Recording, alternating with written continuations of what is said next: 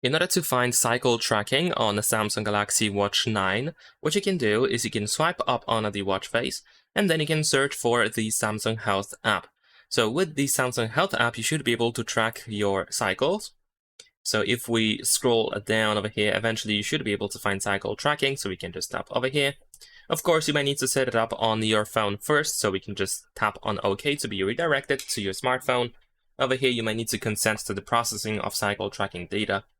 And there we go. Here we need to select when was your last period. You can tap to start and end dates on the calendar. So let's say, immediately it also picks up a couple of days for you. If you need to adjust it, you can easily do so. That is not a problem. Then we can go next.